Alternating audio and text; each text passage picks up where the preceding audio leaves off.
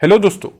भारत एक ऐसा देश जहां हर पर्वत, हर नदी और हर स्थान में एक कहानी बसी हुई है।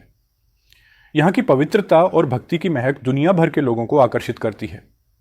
ऐसे ही एक स्थान पर बसा है केदारनाथ मंदिर, जहां धरती और स्वर्ग का मिलन होता है।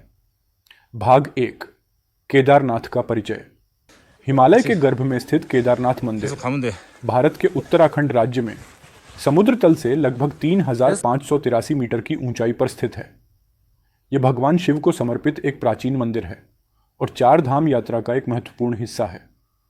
इसे हिंदू धर्म में 12 ज्योतिर्लिंगों में से एक माना जाता है। मान्यता है कि यह मंदिर पांडवों के काल का है, जब भगवान शिव ने यहां ज्योतिर्लिंग के रूप में स्वयं प्रकट होकर भक्तों को दर्शन दिए। केदारनाथ न केवल एक धार्मिक स्थल है, बल्कि यह स्थान हिमालय की अपार सुंदरता और प्राकृतिक अद्भुत नज़ारों का संगम भी है। भाग 2, मंदिर का इतिहास और पौराणिक कथा। केदारनाथ का इतिहास महाभारत काल से जुड़ा हुआ है। कहा जाता है कि महाभारत के युद्ध के बाद पांडव अपने पापों का प्रायश्चित करना चाहते थे। वे भगवान शिव से क्षमा मांगने के लिए हिमालय पहुंचे, लेकिन शिव उनसे नाराज थे। उन्होंने पांडवों से छुपने के लिए भैंसे का रूप धारण कर लिया और हिमालय में गायब हो गए। पांडवों ने शिव को खोजने की कोशिश की और भीम ने भैंसे की पूंछ पकड़ ली। इसी संघर्ष के दौरान शिव का शरीर 5 हिस्सों में विभाजित हो गया। उनके कुबड़ का हिस्सा केदारनाथ में प्रकट हुआ, जिसे आज केदारनाथ मंदिर में पूजा जाता है। भाग 3, वास्तुकला और निर्माण। केदारनाथ मंदिर की वास्तुकला अद्वितीय है। इसे लगभग 1000 साल पहले आदि शंकराचार्य द्वारा पुनर्निर्मित किया गया था। यह मंदिर कटे हुए पत्थरों से बनाया गया है, जिन्हें इतनी कुशलता से जोड़ा गया है कि यह संरचना हजारों सालों से प्राकृतिक आपदाओं का सामना कर रही है। मंदिर के अंदर मुख्य गर्भगृह में भगवान शिव की त्रिकोणीय आकार की शिवलिंग स्थित है। गर्भगृह की दीवारें प्राचीन नक्काशी और मूर्तियों से सजी हुई हैं। मंदिर के चारों ओर बर्फ से ढके पहाड़ और मंदाकिनी नदी का प्रवाह इसकी सुंदरता को और भी बढ़ाते हैं। भाग 4, प्राकृतिक आपदा और पुनर्निर्माण।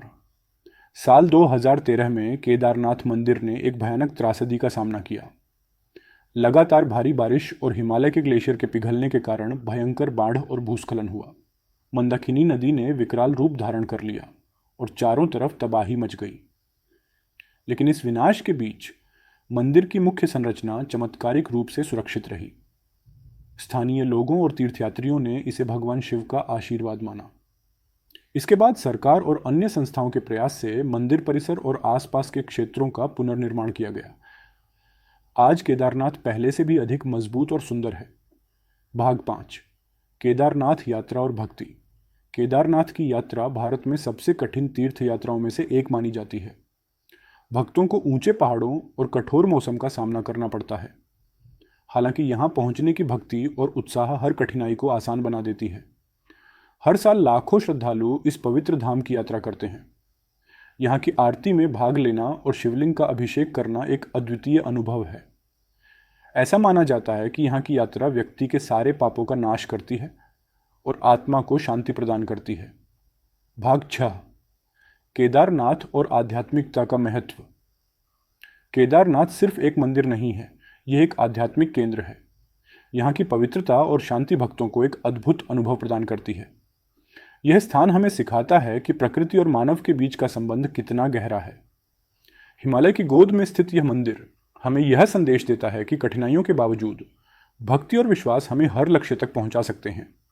भाग 7, केदारनाथ यात्रा के टिप्स और सुझाव।